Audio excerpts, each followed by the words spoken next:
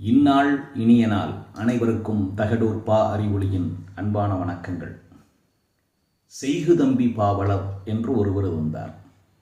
சதாவதானி 100 செயல்களை கவனமாக வைத்து கொண்டு ஒரே நேரத்தில் அவை அனைத்தையும் செயல்படுத்தக்கூடிய அளவுக்கு நினைவாற்றல் திறன் மிக்கவர் சதாவதானி செய்குதம்பி பாவலர். ஒரு முறை ஒரு கூட்டத்திற்கு அவரை அழைத்திருந்தார்கள். அது ஒரு ஆன்மீகம் தொடர்பான கூட்டம். இவர் இஸ்லாமிய பிறப்பார். அழைத்திருந்த இடம் இந்து மதத்திற்கான இடம். இவர் சென்று பாடத் தொடங்கினார். ஓடும் நதிகள் பலவாகும், கலக்கும் ஓரிடம் கடலாகும் என்பதை ஆன்மீகத்தை முழுமையாக உணர்ந்த அன்பர்கள் அறிந்து வைத்திருப்பார்கள். செய்குதம்பி பாவலர் இஸ்லாமியராக இருந்தாலும் இந்து மதத்தினுடைய ஒரு இடத்துக்கு வந்து அவர் பாடத் தொடங்கினார். சிரமாறு உடையான் என்று தன்னுடைய வார்த்தைகளை அவர் தொடங்குகிறார். கூட்டத்திலே இருந்த ஒருவர் எழுந்து கேட்டார், நீங்கள் யாரை பற்றி பாடுகிறீர்கள்? அதை சொல்லுங்கள் முதலில். பாவலர் சொன்னார், உங்களுக்கு எந்த கடவுள் பிடிக்கும்? எனக்கு எந்த கடவுள் பிடிக்கும் என்பது கேள்வி அல்ல. வழக்கமாக எந்த செயலை தொடங்கினாலும் விநாயகரை புகழ்ந்து பாடிவிட்டுதானே அனைத்தையும் தொடங்க வேண்டும். முழு முதற் கடவுள், மூல பரம்பொருள், முதற் கடவுள் என்று சொல்லக்கூடியவர் விநாயகர் தானே. அவரையே நீங்கள் பாடாமல் விட்டீர்கள். செய்குதம்பி பாவலர் சொன்னார், இல்லையே, நான் விநாயகரைத்தான் பாடினேன். எப்படி பாடினீர்கள்? சிரமாறு உடையான். சிரம் மாறு உடையான். சிரம் என்றால் தலை, மாறு என்றால் மாறுபட்ட, மற்ற கடவுள்களினுடைய தலையிலே இருந்து மாறுபட்ட தலையாகிய, அதாவது மனித தலையிலே இருந்து மாறிய தலையாகிய யானை தலையை வைத்திருக்கக்கூடியவனே என்று இதனுடைய பொருள். அவ்வாறாயின் அப்படி இருப்பவர் பிள்ளையார் தானே. எழுந்தவர் அமர்ந்து கொண்டார் மகிழ்ச்சியாக. அடுத்தவர் எழுந்தார், விநாயகரை பாடினீர்களா? அவ்வாறானால் நீங்கள் முருகனை ஏன் பாடவில்லை? முருகனைத்தான் பாடினேன். முருகனை பாடினீர்களா? எப்படி? சிரமாறு உடையான். சிரம் ஆறு உடையான். சிரம் என்றால் தலை, ஆறு என்றால் 6 தலைகளை உடையவன். 6 தலைகளை உடைய ஆறுமுக கடவுள் யார்?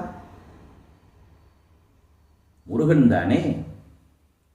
ஆமாம் ஆமாம், நீங்கள் முருகனை பாடியிருக்கிறீர்கள், மகிழ்ச்சி என்று அமர்ந்தார்.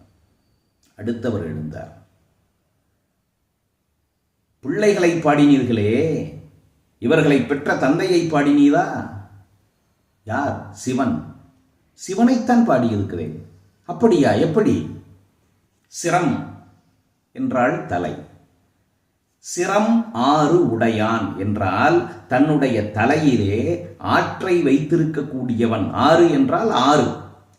தலையிலே கங்கையாரை சூடியிருக்கக்கூடியவன், வைத்திருக்கக்கூடியவன் யார்?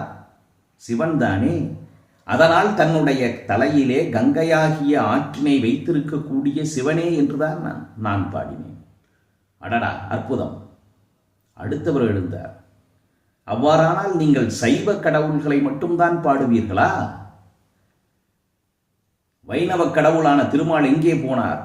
அவரும் இங்கேதான் இருக்கிறார். எப்படி இருக்கிறார்?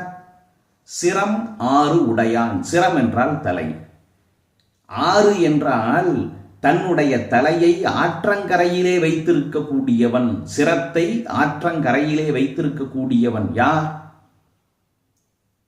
திருவரங்கத்திலே காவிரி ஆற்றங்கரையிலே தன்னுடைய தலையை வைத்து படுத்துக்கொண்டு அருள் பாலித்துக் கொண்டிருக்கிறாரே மகாவிஷ்ணு, திருமால், அவரைத்தான் பாடினேன். ஆகா, அற்புதம். சிரம் ஆறு உடையான் என்ற ஒரு சொல்லை கொண்டு 4 கடவுள்களை அவர் அங்கே கொண்டு வந்து இணைத்திருக்கிறார். வெளியில் வந்தார். அவருடைய நண்பர்கள், உறவினர்கள் இணைந்து கொண்டார்கள். எல்லாரையும் பாடினீர்களே, ஏன் உங்களுடைய கடவுளான அல்லாவை பாடவில்லை?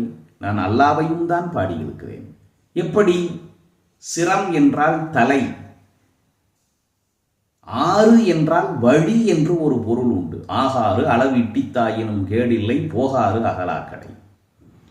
சிரம் ஆறு உடையான் என்றால் உலகத்திற்கெல்லாம் தலையாகிய முதலாகிய வழியை சொன்னவன்.